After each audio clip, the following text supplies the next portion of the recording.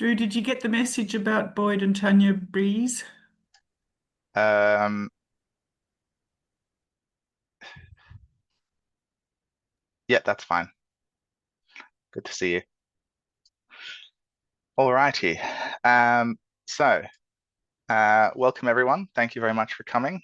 I know SGMs are not the most exciting thing, but these are important functions, and I appreciate everyone making the effort. Um, just quickly, I'd like to acknowledge that I come on Ghana land and would like to pay my respects to elders past, present, and emerging. Um, This SGM is starting a little bit late already, so I won't belabor any points. Bryn, are we able to confirm that we have a quorum and that proxies are assigned to people who are present?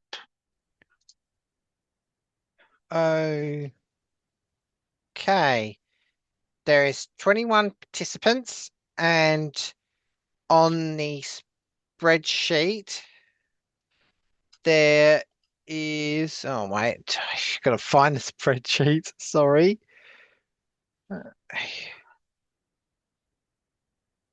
Okay, let's look this up, shall we? Here Well, we go. We got Drew, yes, you're here. Ethan is here. Cammy, yes. Miles is currently not present. Then. Owen is to me.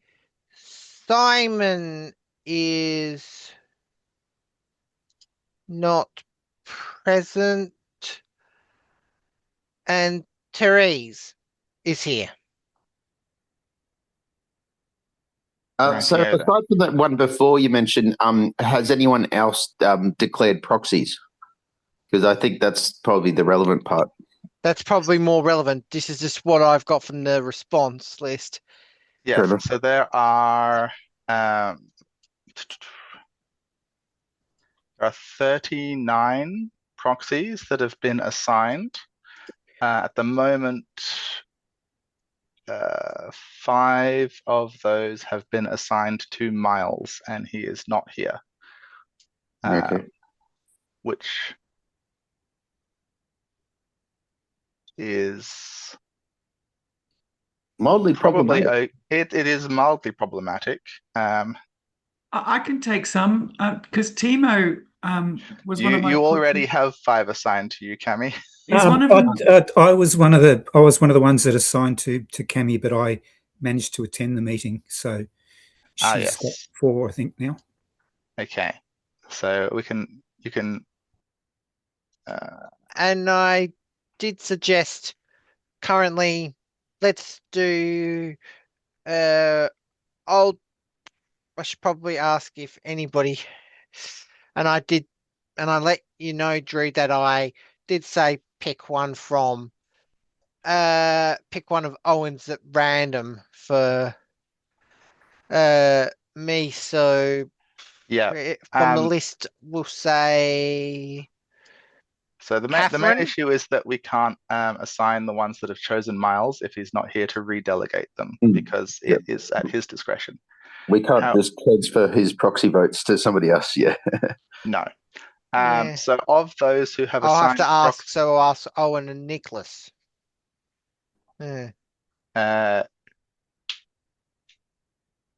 so I had more people choose me than I can assign proxies. If there are no objections from the people involved, I've assigned my proxies to Andrea and Brendan. Um,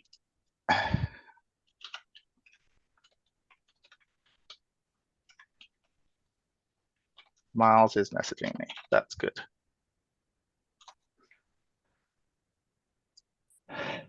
But I think if we've got 22 participants and We should, as I did suggest.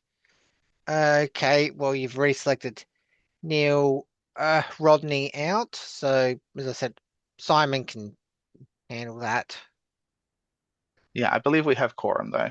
We've got Yeah. 22 participants. We've got at least 30 proxies assigned without any issue. Because there's five missing and Miles, and there's a couple for Simon, but Simon's not here. But that still gets us, that's still over 50. So we should have quorum safely there. If that's, you can, Then I suppose if Simon doesn't come on, I'll give it to Martin, or if whoever floats your boat. yeah. All right. So are you satisfied, Bryn, that sufficient validated party members are present either in person or by proxy? I would say yes. Okay. Thank you very much. Sorry for that long-winded thing for what should have been a simple yes, no. These things happen when people aren't here. All right.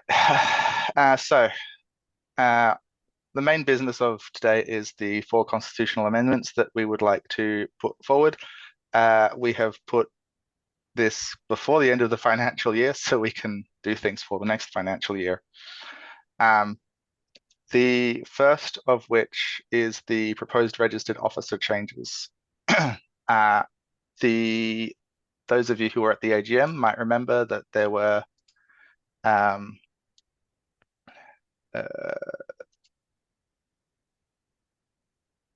there was a motion that was put down with some feedback at the last AGM.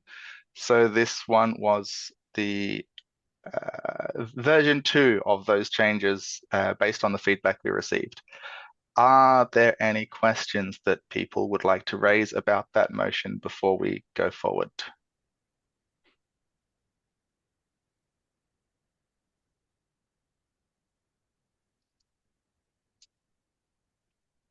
Silence.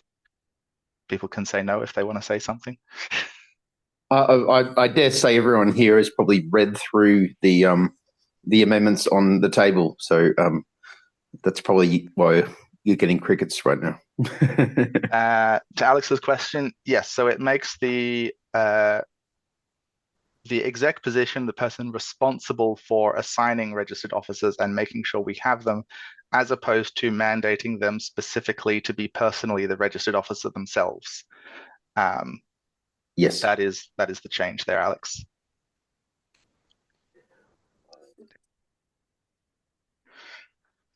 perfect sense.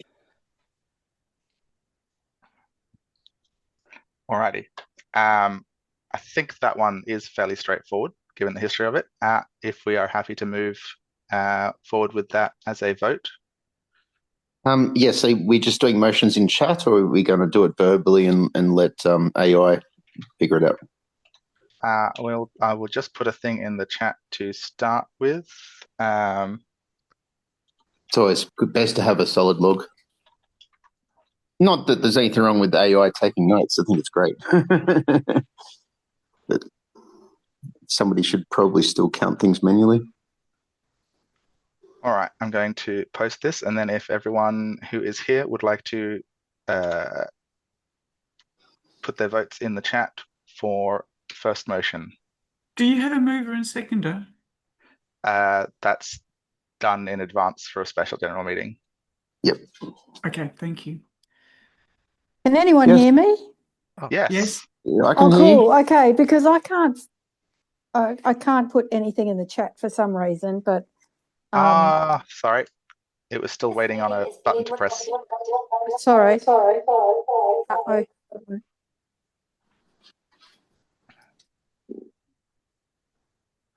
Gotta love a bit of echo. Okay. Oops.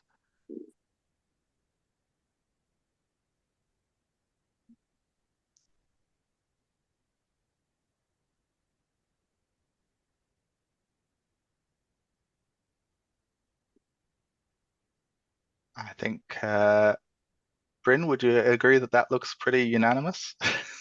Yep. 1, 2, 3, 4, 5, 6, 7, 8, 9, 10, 11. Yep, that is pretty unanimous.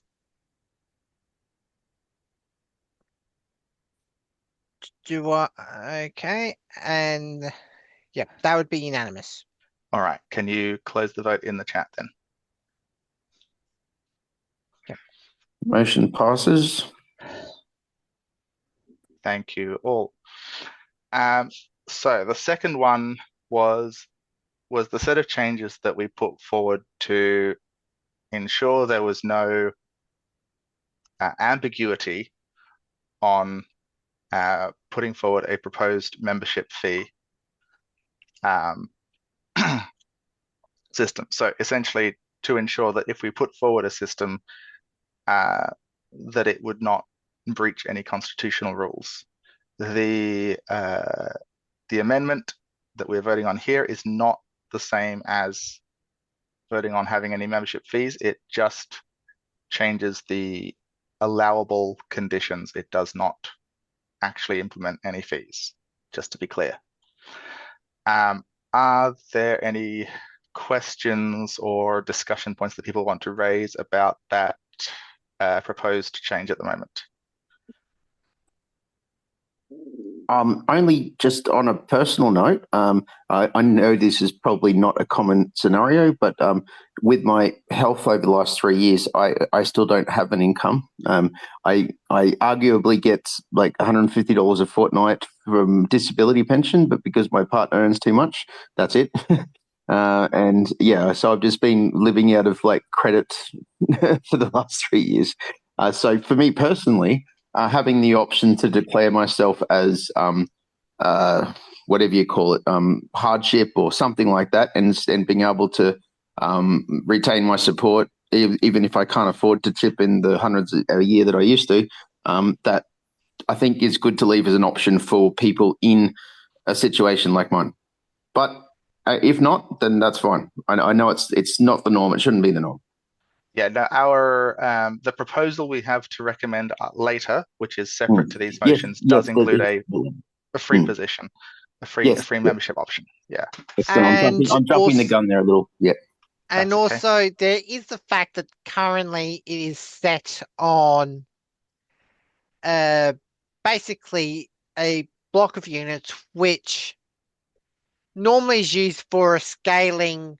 I think it's either meant to be to standardize pay. I think it's to standardize fees for As Victoria, standardised which membership the fee, yeah. standard current thing is about $15 is a unit. Yes. If So- we could keep that discussion to whether there's any Later, situations with the constitutional Yeah, changes and understood. not I was the just proposal. suggesting. I derailed that. I'm sorry, guys. Yeah, let's move on with this one for now. Yeah. All right. Are we happy to proceed with an option? Mhm. Yep. Thank you for that, Alex. I see that comment. I can understand.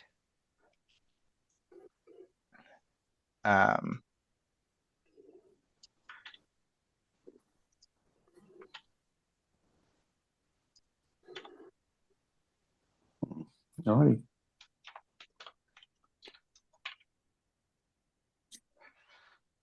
All right. If no one's raising any questions, I will start the voting on the motion 2.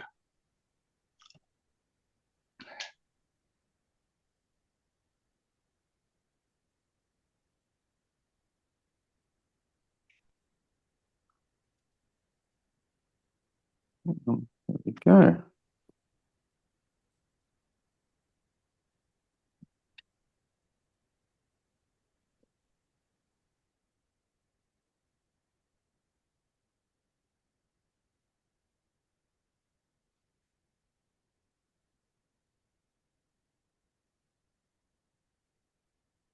What's that look like to you, Bryn?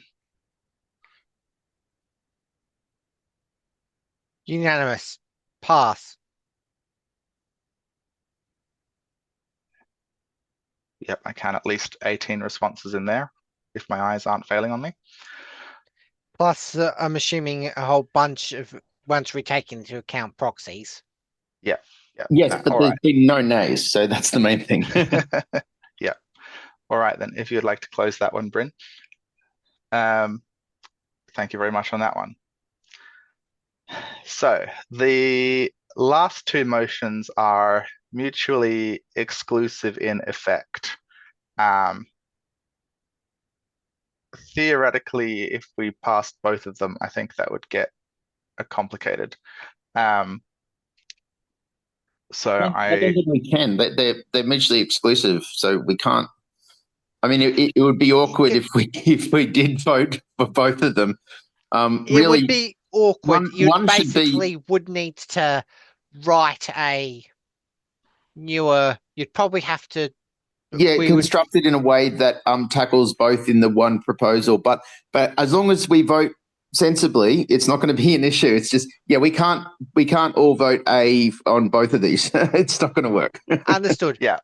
Now, Owen, in the absence of being able to be here in person, has recorded a video in defense of his motion, which I will now play for And the assembled. yeah, we'll do that first. And then I was going to say, Can people hear this? no. I'm not getting any audio yet. Let me see if I can work out what. I think just doing the screen rather than the stream. But that's right. Hang on. We shall. Is it the setting original sound from musicians? I've got that showing up in the top right. And you toggle that on or off. Don't think that. Never mind. I had not clicked a button. So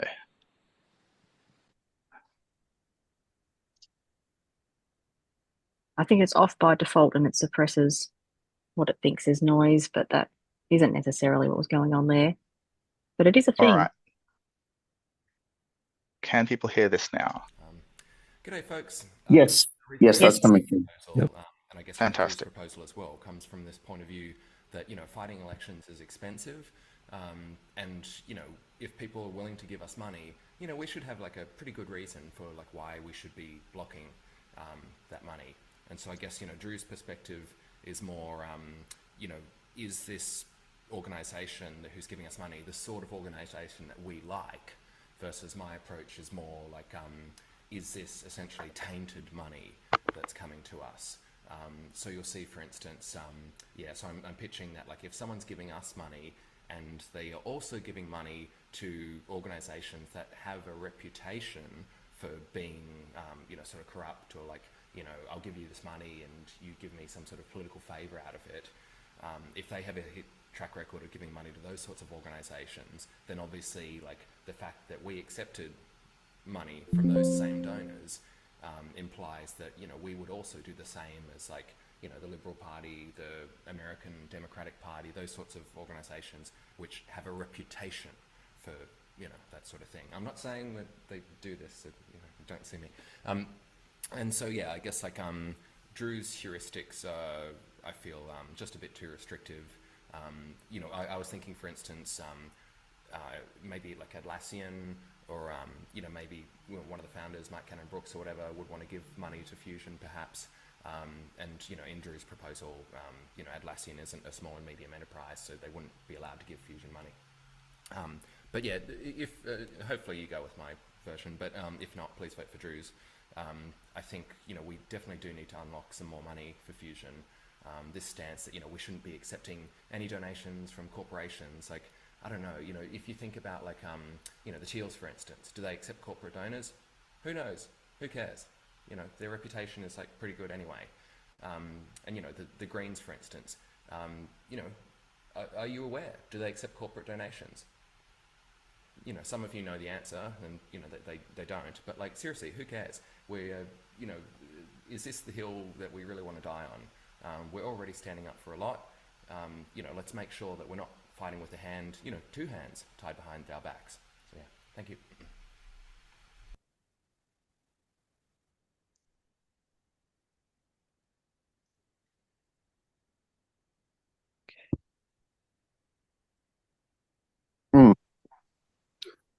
All right, so that age-old one. We keep on going back through this, through all our factions, I'm sure. It's always, where do we draw the line between private donations and corporate sponsorship, and yeah, it always comes up. I'm on the favour of taking the money as long as we make very, very clear that they're not buying influence, they're not buying policy, they're just supporting an independent party. So, yeah, as long as there's no implication of impropriety, I don't see a problem with taking business donors. But I do understand in the pure sense, it would be lovely not to. But if we stick with that, we're never going to win a seat. Never, because it Could I suggest that money. at this Costs stage, money. rather than getting into it, we hear the alternative view or the alternative proposal, and therefore we can have a discussion on both fronts. Yeah. Yeah, good. Yeah, Thank you, that'll Peter. be good. Yeah. I will do that in a moment then. Andrea, you've got your hand up. Yes, thank you. I just see Chris's point in the chat, so whitelist versus blacklist. And I was just wondering which proposal is which, because I'm just getting my head around, which would be more like that. So Owen's proposal essentially codes in a blacklist of organizations by criteria. So any organization that has donated funds to a list of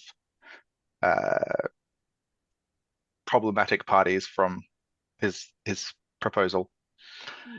Although I will say that the problematic parties are of Australian and of American interests, and probably a bit harder to write in, to add in a whole bunch of worldwide parties that probably should be of similar quality.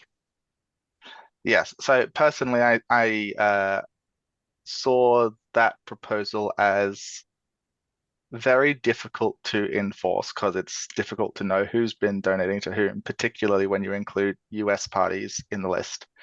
And so in terms of the, sorry, in terms of the, whereas your proposal is just refresh a memory on how it would change from.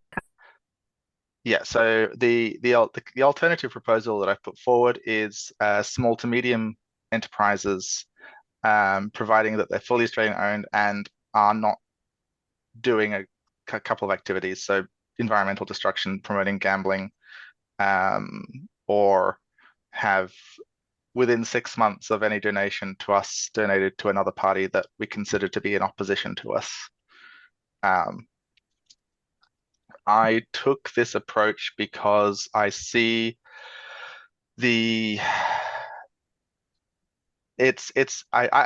don't see any form of regulatory capture as a good thing. And I see the nature of large corporation money in politics to essentially establish regulatory capture, to use their influence to give themselves an unfair advantage in the marketplace through political influence. I don't think that just because a company might be doing good things, that a large company using its influence and its money in a political space is beneficial in the long term for any of us, essentially, just because they are at the moment doing good things. The question always is going to be is what happens if when they look at the metrics and it's like actually doing bad things, or what we might say bad things, is going to give us better favors or better or more money. Yeah, and that's the problem. I see allowing large corporation money in to be creating an incentive for people in the party, in government, etc., to consider how their actions will affect the receipt of future large corporation money. And even though we might want to make it very clear that, this doesn't buy you anything, it doesn't change the underlying incentive that encourages people to think about what they're doing in that terms and avoid upsetting major donors. Yeah.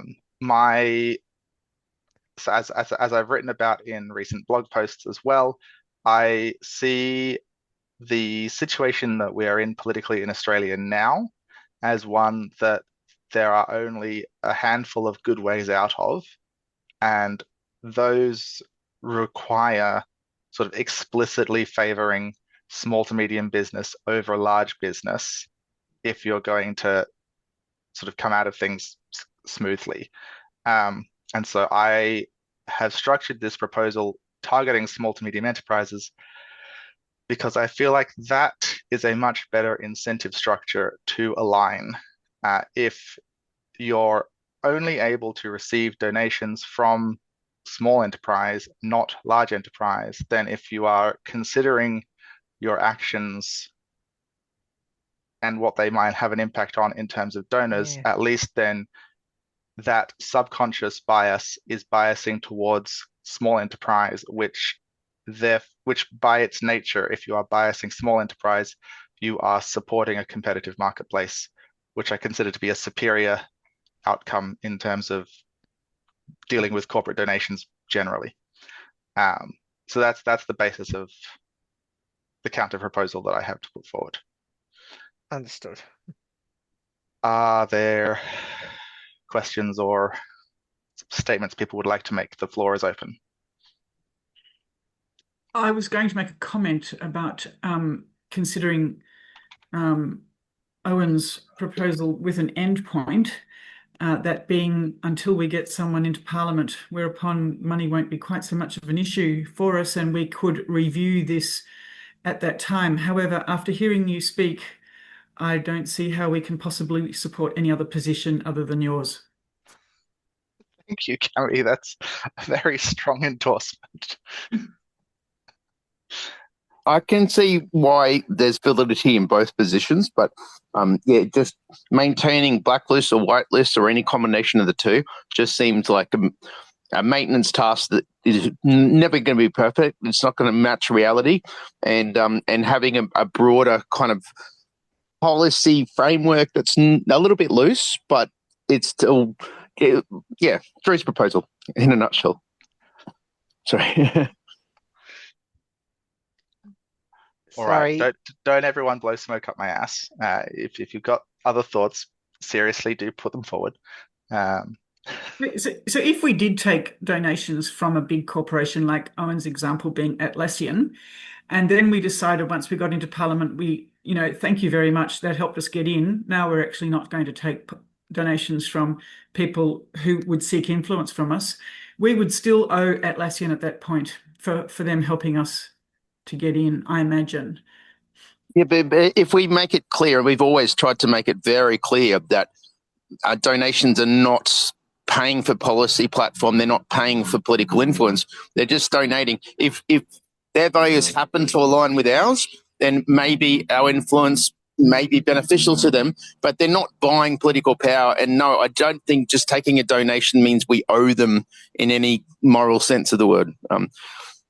Just a once-off donation, and yeah, they're not buying anything. They're donating to a political party. David, they never are. They never are buying anything. And the party will always tell you that no donations ever influence them. You can speak to anyone you like. I understand. And obviously the big business is buying political influence. That's obvious. But yeah, on the surface at least, ostensibly, as long as it's very clear that you're not paying us to create policy or influence politics, you're just supporting us in whatever direction we take democratically in our future. So the question is, have we ever had to actually turn down a donation? Yes. We have. Oh, we have. What a great position to be in. We have 3 times had to turn down a donation from a small business. Because of the policy. Okay, yep. Yeah. Only 3 times, but 3 times. I thought the number was 0, but this is great. For me, just to clarify, go ahead.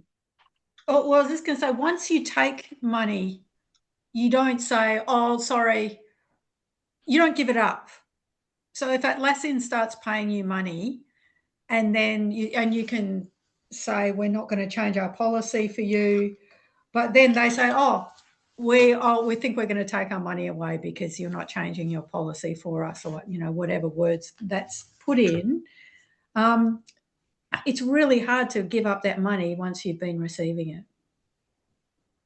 That's that's the path of political corruption that every political party eventually goes down if they actually win seats. And that's essentially the incentive problem that I was talking about trying to avoid. Yeah. Yeah. I'm not blowing smoke up your ass. So I've read both proposals, and maintaining the list is the biggest thing for me. It just seems like an administrative nightmare. Can I just ask about with those 3 donations that were turned down? I presume they were not problematic. I assume they were just run-of-the-mill small businesses that would be allowed to donate under your proposal. Yeah. One of them was a paint supplies company. It's paint.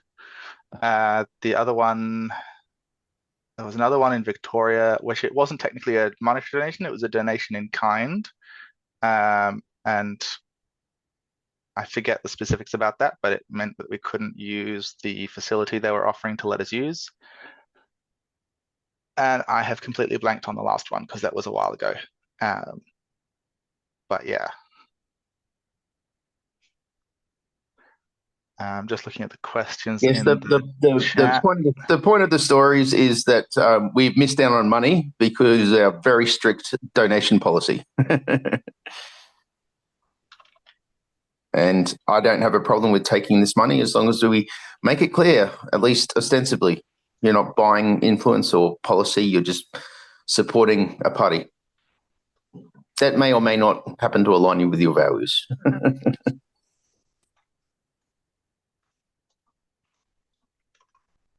It's responding. So Jeffrey asked, how do we define things like irresponsible use of water and what standard of proof is required? Ultimately, without writing pages and pages of things, this sort of judgment, this sort of thing falls to the judgment of the executive, which is another one of the reasons why I wanted to, why I went for that explicit small to medium versus large division, because it's a lot easier for an executive to turn down $5,000 or $10,000 based on a moral position compared to someone trying to show up and drop $100,000 on you. That becomes a much more difficult situation to trust people's judgment on. I'll just pass on Owen's comment about the water irresponsibly, and I'm certain there are definitely people that would say any use of AI, especially generative AI, above, we'll say any AI with a style created beyond 2015 is by its very nature using water irresponsibly. Because they're not calling their data centers in the least water efficient way possible, or because they're too busy on building bigger data centers to train bigger and not thinking compact everything. Well, doing the old school development of minimize every bit. Yes, but I mean, it's already a very, very competitive market. Entire data centers are going under like every few months. They build these massive $1 million data centers, and just because of where they are, their power supply, the water access, some of them only last a few years and then they've been shut down. So it's a very competitive thing. I think they genuinely are trying to maximize their resource use. Yes, they're using a shit ton of water to keep things cool, but I think what we're going to see is a shift towards more data centers like in colder regions, like the Arctic or Antarctic, like stuff that's basically frozen all year round. What we need to do is get the pipelines into those cold places or into the ocean. I think Amazon has some submersible data centers now, don't they? The cargo containers actually in the ocean water to keep them cool. So I don't know. I think it's very it's a very competitive market. That's all I'm saying, and it means there's already natural competition forces that are kind of weeding out the least efficient data centers and favoring the ones that are more efficient. I was just passing in the comment that Owen had. That was all. Yeah, sorry, Bryn. That's right. Tangents. We're on tangents today. Yeah. We are. Just looking at the chat. So, are there? Alex asked, "How do I move a closure?" Are there? So yeah. Any other questions or particularly strong points that people would like to make?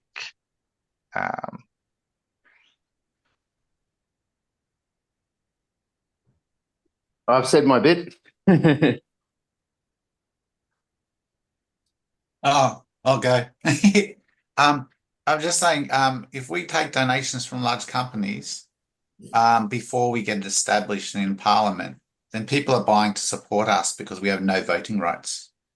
That would be a different kettle of fish once we get someone elected, because then they're buying our vote potentially at that time. But I think we made it quite clear from our policies what our policies are, and people only donate to us based on what our values are today. Unlike an established party who may be like Labor and Liberal who've been in power for a while, then it's a little bit more flexible. They change their vote depending on what benefits them. But at the moment, for us to get established, it may be worthwhile taking the money now, as long as they're not evil corporations, and try to get us established. Because at that point in time, I think we can make another decision about how we go forward once we get someone elected. Because if we fight our principles now, we don't go anywhere. Yeah, exactly. Yeah, I agree. We're never going to get any seats in Parliament without some more funding. That's why I mentioned the possibility of having this policy until such time as we have a sitting MP. Yes, and then change it then. We can, but I don't think that's the big issue at the present. We're just looking to secure enough funding that we can actually contest more elections and have more of a chance of gaining seats. So for that, I think it's definitely worthwhile. Yes, in the future, just even being seen to have a corrupt political influence or bias from your donors is not a good look, but it's also something that exists across all the major parties. Also, the other thing I was going to point out is the two majors, Labor and Liberal, they both have very, very strongly divided factions within them. There's the right wing of the Labor Party and there's the left wing of the Liberal Party, and they are very, very strong, ideological camps even within themselves. So they can set themselves up in a way where one side can take donations, and the people in that faction will vote a certain way, but people on the other side are not going to vote necessarily unless it's a party line vote. It just depends if this is like backroom party politics, or if it's like an open vote on the floor. Look, just a comment from me on this. I would be very, very concerned for us to leave it open slather and take money from a logging company, take money from a company that's making bullets and defence, or companies that are clearly against our purpose of being in politics in the first place. For me, that's a pretty fundamental contradiction. I suggest that we approach our need for donations and funding by actively pursuing those partners and organisations that share our vision in raising funds, rather than what I would class as butchering our intended purpose. Fair comment. Thanks, Peter. Alex made the comment that he suspects once we loosen rules, we're never going to tighten them, and that is my concern. Personally, I feel if we were going to make a case for being able to take large company donations, that if we were going to do so on the basis that we could turn that off after we're elected, then the turning it off after we're elected function should be baked in from the start, which is currently not part of the proposal. I don't know. I mean, we could get really pedantic at this point, but we're basically trying to deal with future problems that don't exist. So I'd be happy to leave it sort of open, given that all it takes is another AGM or SGM, and we can change these things if we need to. Yeah. Gang, we have 3 options today and 9 minutes left in our scheduled time. All right. Okay. Let's move on. So, sorry if I've tried to. Well, I've deliberately. Thank you, David, and thank you, Alex. All right. In that case, can we decide sort of which one you're going for, and we shall do a vote on these ones. So the first one is voting on motion 3.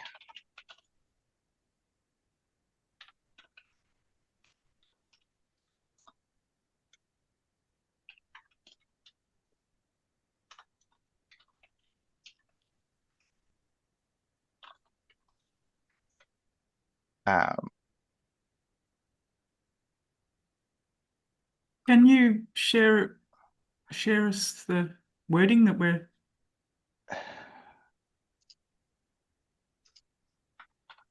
Okay. 1 second. Where are we?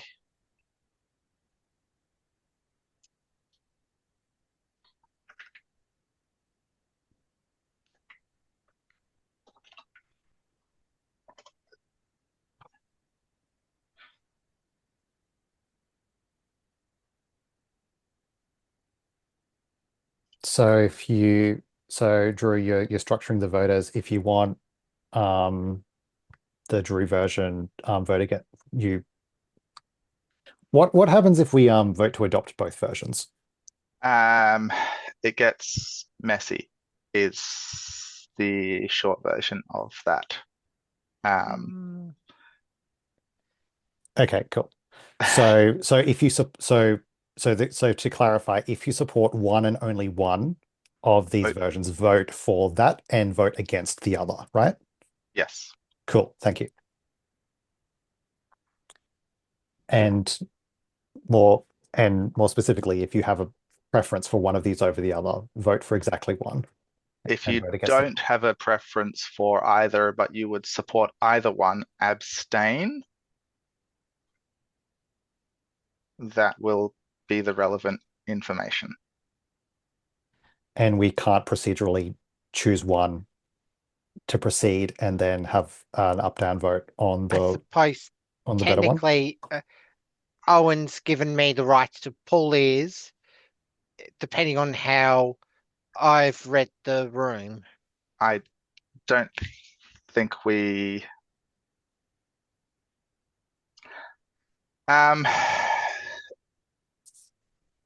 Formally speaking, I think we probably should have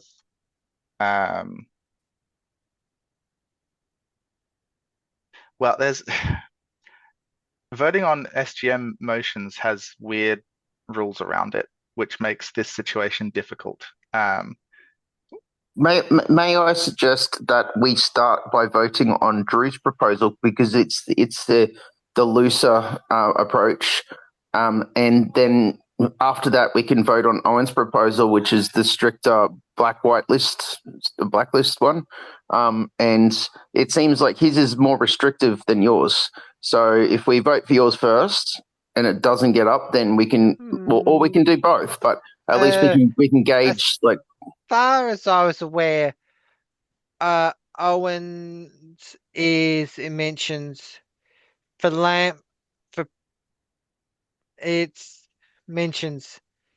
instead of the community not-for-profits, it's philanthropy grant-giving organisations, and then it mentions for the organisations registered for operation that within 6 months of donating to us, didn't donate to the Liberals, the Nationals, Labor, One Nation, Family First, People First, the Democrats and the GOP, as well as funds from Yeah. So that's our list. And it's again the way the it stand. works is that you only need One. effectively a simple majority of the like the casting set. So if you've got more yeses than nos, it passes. So the simplest way to do this is if you support both, vote to abstain. If you support neither, vote no on both of them. And if you only support one, vote yes for that and no for the other one. And so then abstentions don't get in the way. Then it becomes a simple majority runoff of the single case yes and no's. That's probably the best option. Yeah. So to be clear, if you support one, yes for that one, no for the other. If you support both, abstain. If you support neither, no for both. Yeah. That's the process to make this most clear. Right. Now you might want to just tidy up the headings for the motions because the names in the wiki are not that clear. The only thing really separating them is Owen and you, without obviously reading the full content. Yeah. In the wiki, meaning the GitHub. Oh, sorry, GitHub. Sorry. I can't change the name that Owen's put on his, so it's fine. No, it's fine. It's fine. I just mean like just make it readable in the motion. Like so I'd call it like Owen's motion for blacklisting donors versus like Drew's motion for a looser donation policy. Or because something. in the email that came around, I think option 1 is Drew and option 2 is Owen. I think that's how it was.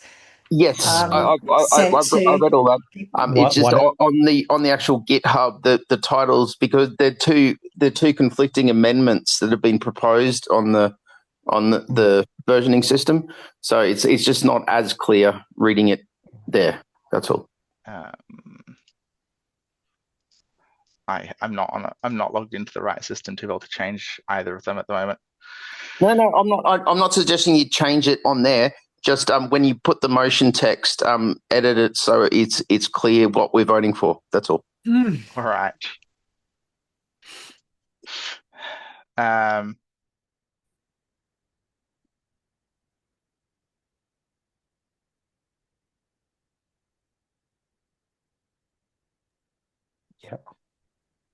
Yes, that is correct, Boyd and Tanya. That is correct. So I will, Alex. So do we do one response and then next line 2 response, or put them all on one line, 1 response, 2 response? One moment. No, we have to be compliant in case we get audited by Viking corporations. They have to be one after the other. Oh.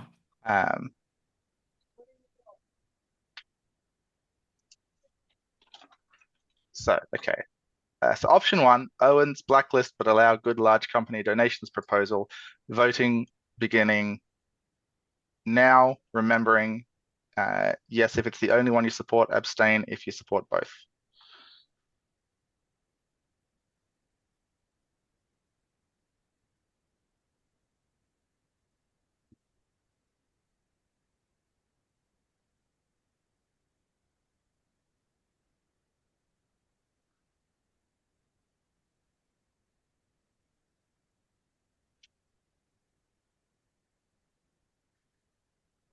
This one's going to involve some counting.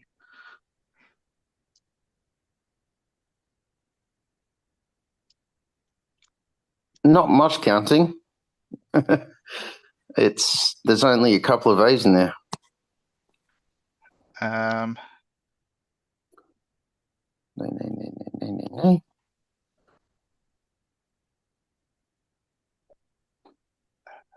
Yeah, motion lapses, but with the notable A's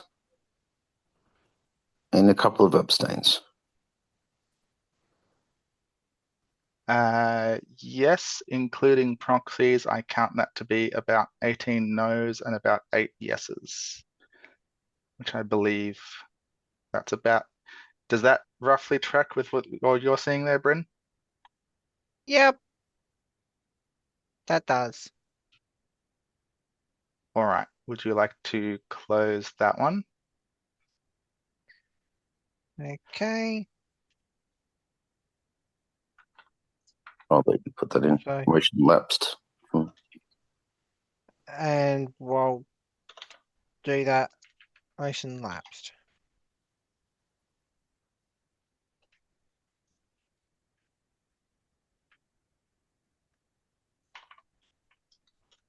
And now for motion 3, option 2.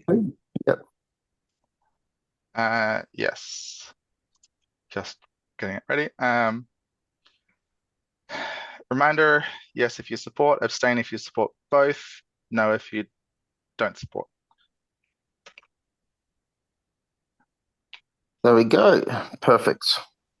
Drew's restricted to small, medium company donations. Yeah. Oh. With that one. It looks like this one should get up. Got 3 no's and 2 abstains.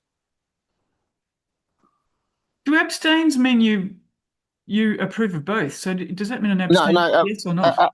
Abstain is voting without actually voting either way. So it means you've consciously thought about it and you don't feel strongly one way or the other. So you abstain, but your vote is still counted. It's effectively a nay, but yeah, it just shows that you actually took the time to vote. It works in this dual case specifically for basically things. It's a count I'm present, but it also means a count I don't care. Or in this case. No, I that's thought what we were given, it technically means. It doesn't count. Sorry, I thought we were given the option if you approve both, you abstain. Yes, If, that was the or you that do was an the A and a instruction. no, or a no and a no. Yeah, don't confuse things, David. That was the instruction Sorry, for the not trying to purposes of confuse. balancing this vote. But if you abstain from both of these, it means that you don't have a strong position David, one or the other. David, that was the instruction, because then it allows the rest of the votes to count for the comparison. Yes, exactly. Yeah, I understand. Sorry, I didn't mean to confuse anyone. So, Bryn, you look like you're suffering there. Are you okay? I'm okay. Including proxies, I count about 8 no's in this one. Is that? Yeah. Yep. 2.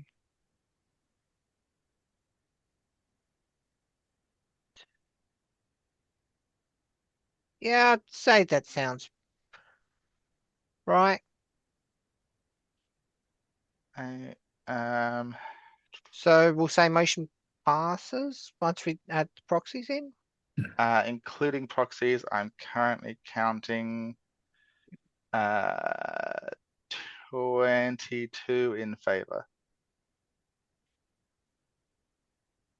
If I can cross-reference that correctly. Cammy's at the end is more than that. Does that sit right with you, Bryn? That does sound right.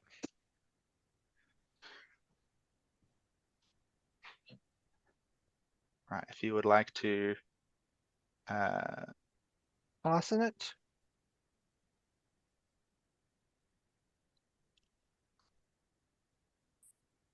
That's pass? Yeah. Oh, sorry. It's up to you to declare it passed or not. Passes. Okay. Sorry. All right. What I will say for the record, for the other side of these things, is if someone wants to put forward a motion at the AGM to allow larger corporate donations so long as we are not elected at the time that we are receiving them, and they are turned off essentially when we are in office. I would not oppose a motion like that coming forward in the future.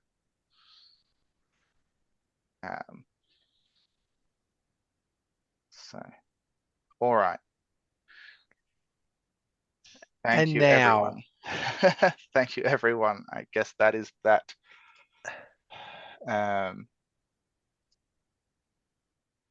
now of we that can done. actually talk about the fees that we kind of did earlier. Okay, so that's the constitution stuff out the way. That's the hard stuff. Given that motion 2 passed, the executive would like to recommend the membership fee proposal to this group to take effect in the next financial year. Does anybody want to get into anything about that? Thank you for posting the link, Bryn. Appreciate it.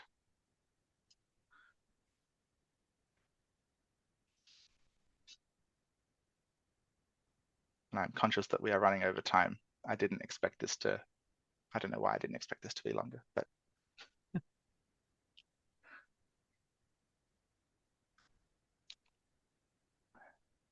Alex, what do you mean by rolling memberships rather than pro rata? So, sorry, this is my professional and political life crossing over. So for context, I now work for a company that sells membership management software. Rolling memberships are way easier than rolling memberships are like anniversary date memberships. So, the day you join up, the day you pay your subs is the day they're due next year. That is much, much easier to administer than a pro rata scheme. Just from like both in perspective of like, I know we're looking to build our own system for that, and in terms of just, all that sort of thing. Also in terms of cash flow, you've got, and in terms of, administration, in terms of you've suddenly got this big wave of renewals all due at once. So from sort of my perspective, I would recommend anniversary style memberships. But that's for the membership to decide overall. Yeah. So this being not a constitutional proposal, the details of this can be changed on the fly in this discussion in this meeting here. So that is a thing that we can do. So what I will say just for the moment, so the reason that we did not propose rolling memberships, and you might still argue against that, in this version of things, was we weren't sure how to handle the issue of people's membership coming due after the notice for an AGM, and then what happens if their membership has encountered issues or lapsed, or they've had a financial problem in the interim between when their membership would become due and when the AGM would occur. Thank you, David. Because they would have received the AGM notice as being a legitimate member who was all up to date, and then would potentially have lost their membership rights by the time the AGM arrived. And that we weren't sure how to handle that, and that was why we didn't go for a rolling membership, and we picked a date that was clear of when the AGMs happened, so people could get all cleared up for it.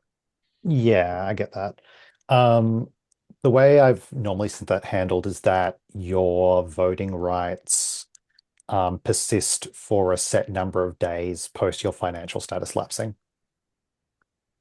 And I think the constitutional proposal allowed for that, right? Yes. So the constitutional proposal explicitly meant that we can include those sorts of rules into this right now, if that is what people would like.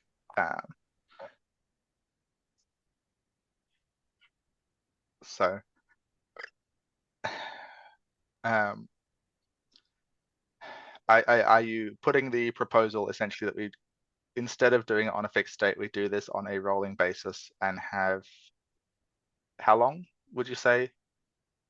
Pirates do 90. I think that's too long. I think 30 is standard and normal, though I would actually tie it to whatever the notice period is for whatever the minimum notice period is for the AGM, Uh, or have it be at least that. that's like 6 weeks, isn't it? It is not for 21 fusion. It's days? less for fusion. Okay. Right. I think a month is reasonable if the notice period for the AGM is less. Yeah, I think it's 21 days for us is the notice period. I do like the condition 3 for the sort of 1/3 tithe to the branch. That's really cute. Yeah, I actually like that part too. Yes. It at least kicks something back to the branches so we can still do our own things. Secondary question. Do our current membership management software support pro rata membership?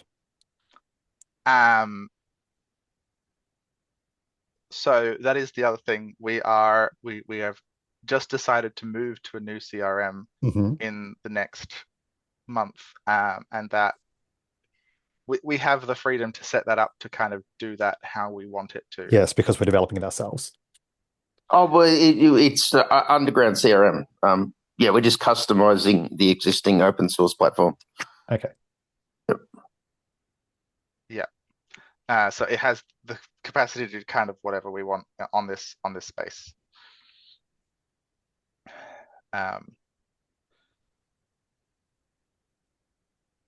Well, let's just do a quick poll. Would people prefer to do it as a rolling basis or do it as currently proposed? I can't see why the systems can't just support both, really. I mean, our old platform, our membership. The system can support either. We can't administratively write rules for both at the same time. Okay. Well, yeah, having a fixed cycle does make things easier, but I guess from the user's perspective, it makes sense to have their membership start on the date that they joined, and a year later they'll renew it. That makes sense from that end. But yeah, I agree. Just having fixed dates would make things easier. Can we vote in the chat quickly on voting on fixed cycle versus rolling membership?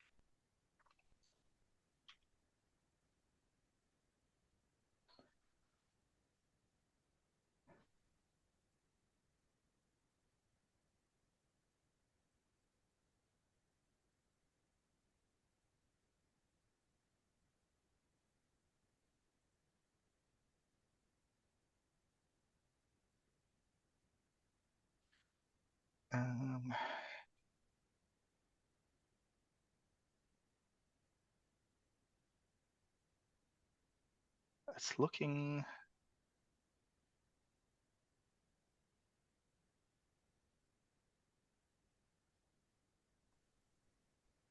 I think it looks like It's looking lightly in favor of rolling. I think. Yeah.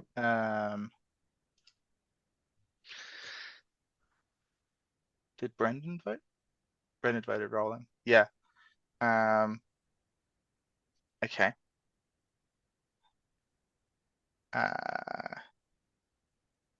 Proxies have all cancelled each other out.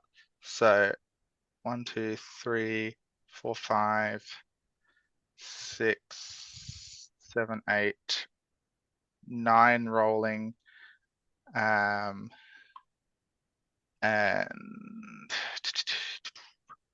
1, 2, 3.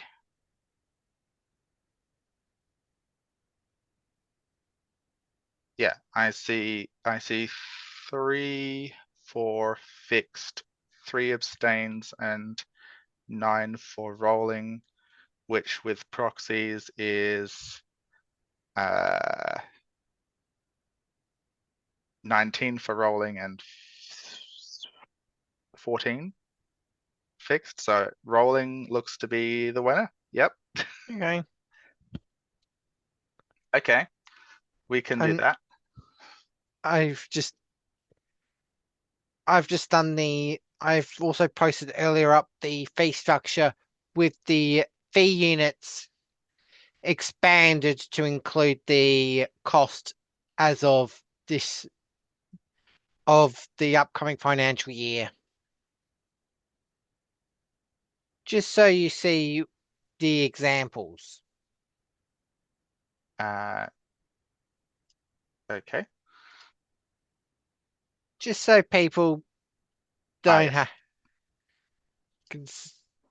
can groan how much they see their wallets or how many buckets of chicken they're gonna have to skip out on. How many? All right. So rolling, I would. Do you want to say grace period of the notice period for the AGM plus a week, Alex?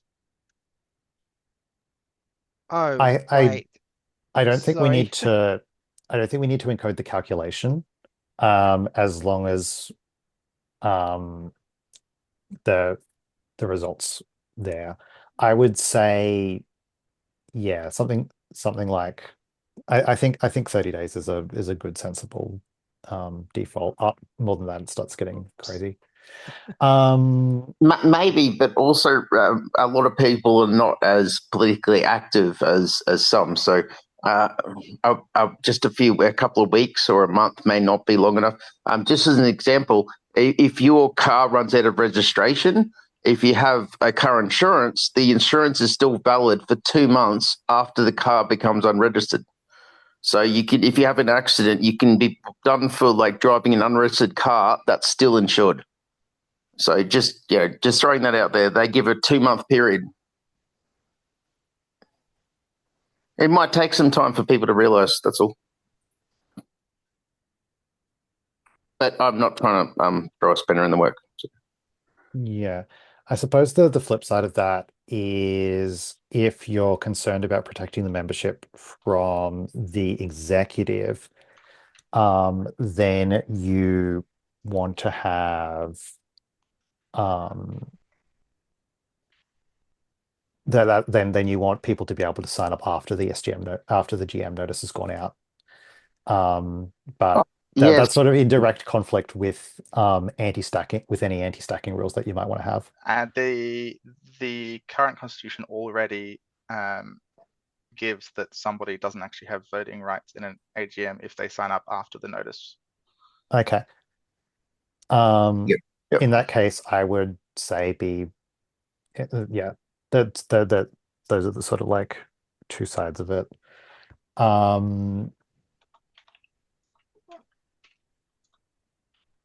So we're just talking about whether we're going to make it 1-2 weeks or a month or 2 months sort of thing. But you're saying like 2 weeks works better. Whatever number we pick, have it be bigger than the minimum notice period for the SGM. I think is 4 weeks for Fusion, right? I said 6 earlier. It's 3. It's only 3 weeks. Right. I forget if it's 3 or 4. I always have to double check. But so 30 days, as Alex suggested, would be. It'd cover both. Yeah. All right. No, yeah. that's fair. The other way you could phrase it is you could say anyone who was a member when the notice went out is a member, has voting rights for that meeting and any adjournments, right? Yep, that's fair enough. Though that or you could do that as but you probably want to have a minimum 30 days regardless anyway, or a minimum however many days, because what if we put out the notice of the general meeting 364 days before the next one, in right? advance. Oh yeah. Yeah, that would be not that would ever happen because we're just not that organized. Yeah, cool. So I as chair, I cannot move this motion directly. If someone would like to move an updated motion or update a motion and move it themselves, please. Okay, I guess I'd better do that because I've been the one who's Thanks, Alex. who's been telling everyone what to do. Okay. Let me copy and paste Drew's text really quick. And if you need to Yep. tweak it, please do. Updated the membership fee proposed acceptable. Operates on a rolling basis with a 30-day grace period. All right. Well, the text is in there. You can just say start voting or something, I guess. No, someone other than me has to post it. Just there you go. Oh, that's you. Oh, sorry. Okay, there it is. There. Thanks, Alex. Okay, thank you, Alex. Let me fix do we have that a stray formal quote. seconder for that motion? Thank you, Cami. Cami seconds. Yes. All right. Voting open, I suppose. Alex votes aye to his own motion. Nice form. No, that's fine. Yeah. I really should be able to. My apologies to the exec for just derailing their proposed structure. But I do sincerely believe this one is better. I am all for what is better. Don't. Well, you've successfully talked us all around. I mean, just look at those votes rolling in. Yes. It seems workable, and hey, we can always change it when we need to.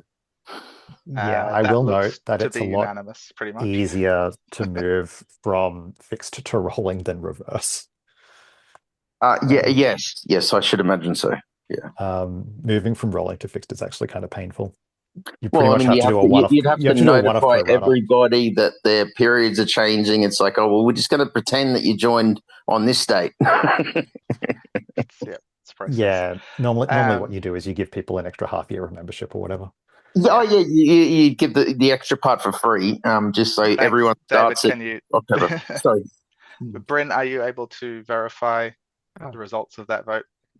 Yes, I am, and it is passed. Okay. And it has passed. With the aforementioned changes, we shall update the actual writing for that and circulate that as well, and sort things out. Oh, that's right. Yeah. And there will always still be a free member option that people can take use of. So, all right. Thank you for that. We've run quite a bit over time, so I won't get into a big discussion of things, but I just want to say we are still working on the policy uprev that we talked about at the AGM.